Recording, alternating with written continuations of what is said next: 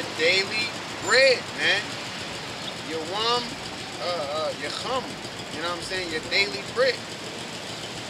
Lachum. Yeah. You know what I'm saying? Your daily bread. So he told them to get, hey, just get this much. Basically, this is enough to take care of you for this day, until the next day, until this day, until the next day, man. All right? Go ahead, man. It says, take ye every man for them which are in his tents.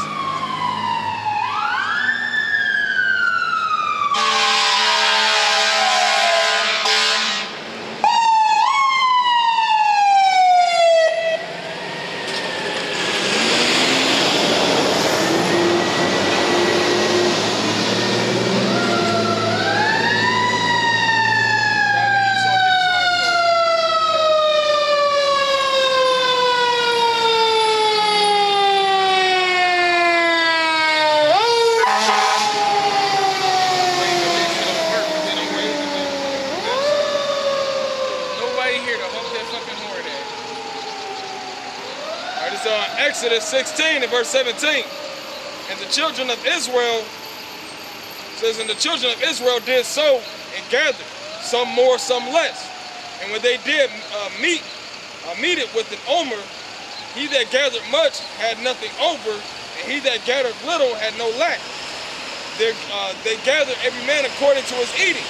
And Moses said, let no man leave it till the morning, notwithstanding they hearkened not unto Moses. But some of them left of it until the morning, and it bred worms and stank. And Moses was wroth with them. And they gathered it every morning, every man according to his eating. And when the sun waxed hot, it melted. And it came to pass. We go from there to Numbers chapter 11, verse 1. I just want to get one point. Y'all can get back because I thought it was in Exodus 16. I just want to get one point. Y'all go back to that. This is the book of Numbers, chapter 11, verse 1. We dealing with being grateful of Yahweh Shem Yahushai, man. All right, what he can and what he will do for you, right? As the brother said, he been thinking about that. You know, things that happened then. You know what you guys said? Things that happened then, that's gonna happen in that day. Things that are happening now, you know, that are going to happen in that day. Things that happen in the past is going to happen in the future that's going to help you from the present, basically. That you're preparing for in the present, really. You know what I'm saying? Because in the future, these is the kind of thoughts you're going to have is the kind of thoughts that, you know, through Yahweh Shem Yahushua we're going to bring out, man. You're going to have the thought of just having raw faith, man. All right? That's coffee, no sugar. No, what's that? No cream, no sweet. That's just straight black coffee. Get you suited, nigga. You know what I'm saying? Like, that's what you're gonna have, man. All right? It ain't no buttering it up or nothing, man. The Lord gonna do what he's gonna do. Pray to the Lord for fucking wings. He might, you know, to fly. He might let your ass fly. Be prepared to. Don't get vertigo, nigga. Whoa. Oh, Lord. I ain't think I could. Hey, man. Like Denzel said in the movie, said, pray for the rain, you gotta deal with the mud. You know? You gotta deal with what comes with it. Equalizer? So Numbers chapter 11, verse 1. That's another thing. I hear that car going by. My car ain't near that loud, but I said, fuck, my car is loud. I parked next to a loud ass car. They started their shit up. Their shit was nice on the outside. They started their shit up and said, I can't talk no more shit. I don't give a fuck. But my car is loud to me, but you know what I'm saying? Like basically at the end of the day, man, be content with your vehicles, man. Alright? This is Numbers chapter 11, verse 1. And when the people complained, it displeased the Lord, and the Lord heard it. And his anger was kindled, and the fire of the Lord burnt among them and consumed them that were in the uttermost parts of the camp. Yeah. And the people cried unto Moses, and when Moses prayed unto the Lord, the fire was quenched. And he called the name of the place. The Lord brought a fire in the camp, and it didn't get quenched. It didn't die out. It didn't go away until Moses inquired of Yahweh Shem Yahushua, man. And he called the name of the place Taberah, because of the fire of the Lord, because the fire of the Lord burnt among them. And the mixed multitude that was among them fell a-lusting. And the children of Israel also wept again and said, who shall give us flesh to eat? We remember the fish which he... Here we go. Here we go. Here we go. Here we go. We remember the fish which we did eat in Egypt freely. You remember the fish. Go ahead. The cucumbers and the melons and the leeks and the onions and the garlic. They remember fruit. They start thinking about the plate they had, the meat they had, the fruits they had, the vegetables they had. They was eating good, man. All right, go ahead. But now our soul is dried away. It says, there is nothing at all besides this manna before our eyes. They wasn't even content with the manna, as you said earlier, bro. Right? Because then that's when they wanted meat. And you know what the Lord did? The Lord gave them quail. But with that quail, he cursed the ones who was gluttonous. He cursed the ones who were greedy. He cursed the ones who basically pretty much wouldn't suffice with just the manna. All right? And all of that came out. Y'all can get back to what y'all want. I wanted all of that to come out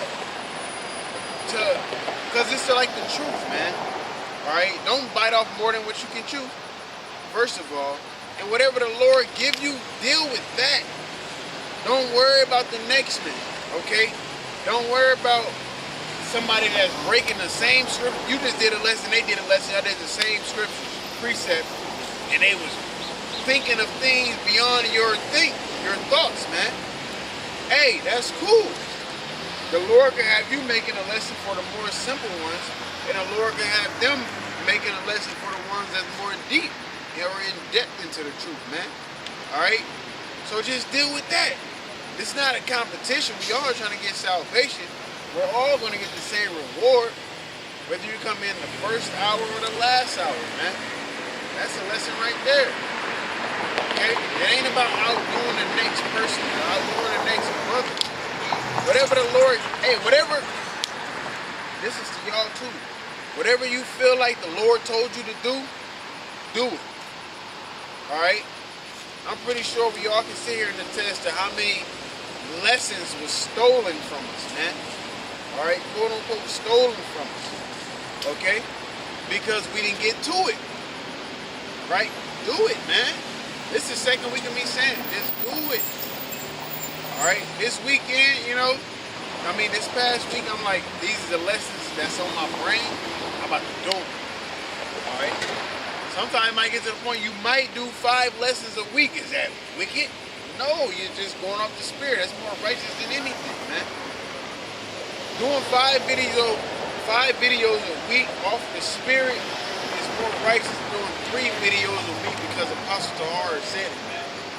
Think about it. Like, I get my 3, I'm good. And if it's under the spirit to do more, why not?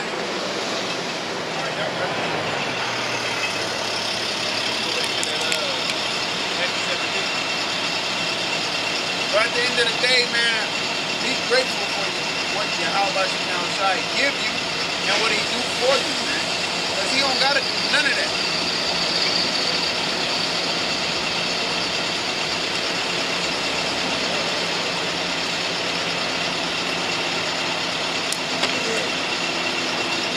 Matthew chapter 17, verse 20. And Yahweh Shai said unto them, because of your unbelief, for verily I say unto you, if ye have faith as a grain of mustard seed, ye shall say unto this mountain, remove hence to yonder place, and it shall remove, nothing shall be impossible unto you. That's right, man. Faith does that. So like the brother was saying, man, you got that faith in that day, who knows what the Lord can deliver for you? He can rain manna down on you if you're in the wilderness. And martial laws are roundabout. And you can't go out and you can't go get what you need. Alright? The Lord can rain down manna on you. He can have all the quails come towards you. He can have the fish jump out the water. Okay, there's no limitation, but First off, you gotta believe. Because I believe if you read up, I believe that's right after the Lord was walking on water.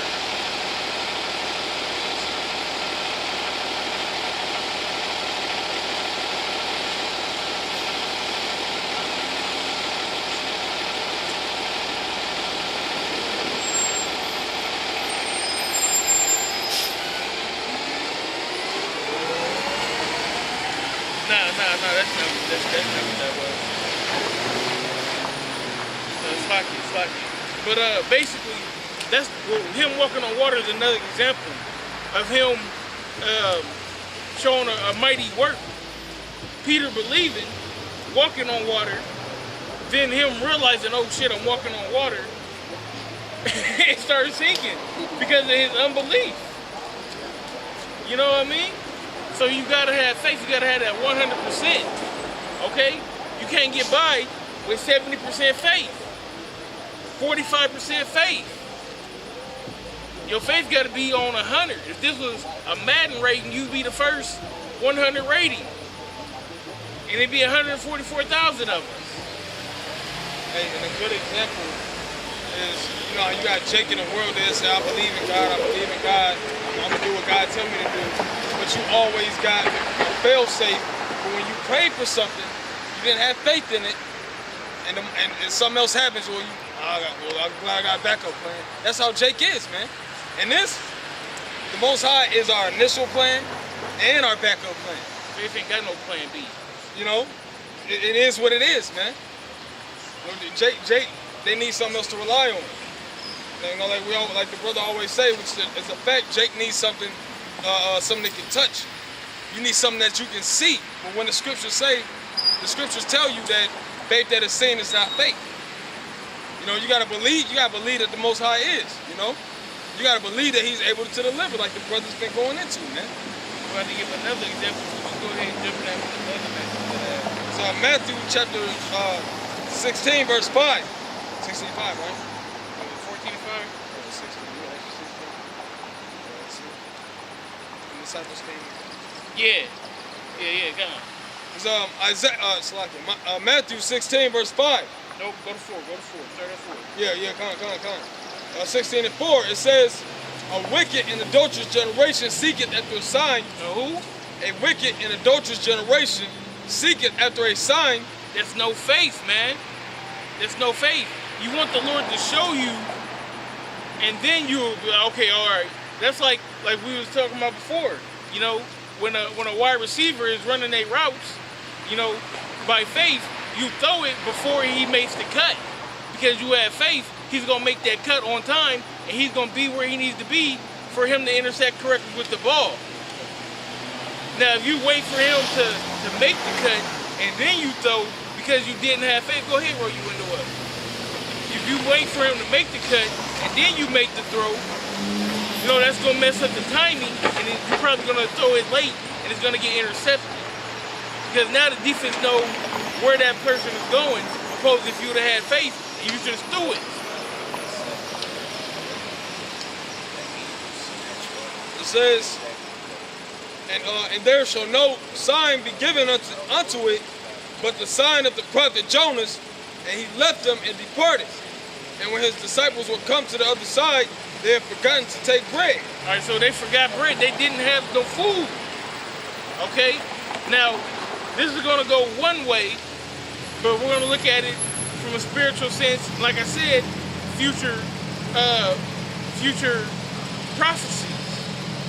But we're going to break them both down. Go ahead. It says, then Yahushua said unto them, take heed and beware of the leaven of the Pharisees and of the Sadducees.